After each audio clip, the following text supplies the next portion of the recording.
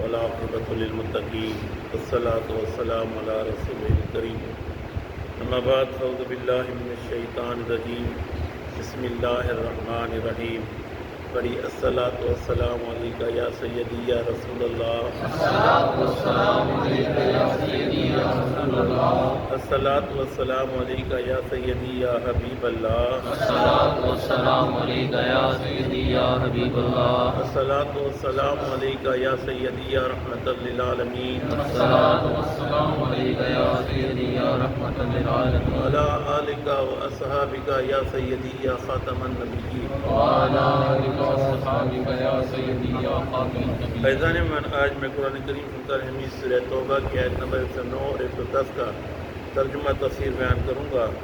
اللہ کے رسول اللہ تعالیٰ بندہ چیز کو صحیح بیان کرنے کی حق بیان کرنے کی توفیق عطا فرمائے، مجھے اور آپ کو سب پر قائم دائم رہنے کی توفیق عطا فرمائے۔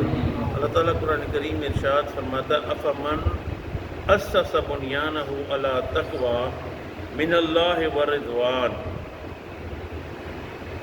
یہاں تک جو آیت ہے اس کو سمجھیں تو کیا وہ جس نے بنیاد رکھی اسسا، اساس جسے کہتے ہیں اساس مانا بنیاد، بنیانہ اپنی عمارت کی علی تقوی و من اللہ، اللہ کے تقوی پر اور رضا جوئی پر اللہ کی، یہ بہتر ہے اس کے لیے۔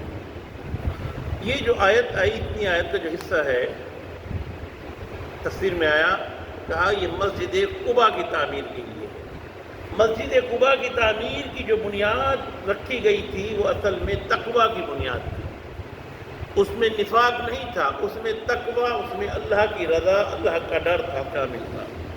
آگے مد مقابل جو قباء کے برابر مسجد بنائی، اس کے بعد رب ارشاد فرماتا ہے امن اسس بنیانہ،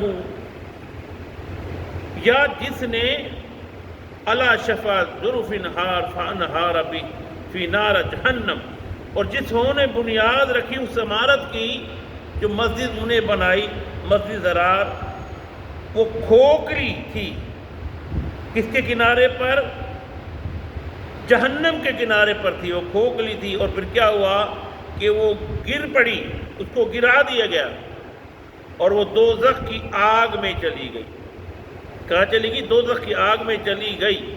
واللہ لا یہدی القوم الظالمین، اور اللہ تعالیٰ ظالموں کو راہ نہیں دیتا۔ اچھا، اب جب انہوں نے ہیلا، تفسیر میں آیا کہ منافقین نے بہانہ بنایا کہ یا رسول اللہ قدم رنجیدہ فرمائیے، قدم رنجیدہ فرمائیے۔ رب نے حکم فرمایا لا تکم، کہا کہ آپ مسجد میں نہیں جاؤ گے۔ پھر حکم ہوا، آپ نے اپنے 2 صحابہ بھیجے، 3 صحابہ بھیجے، کہا جاؤ اس مسجد کو گراؤ اور گرا کر اس کو جلا دو۔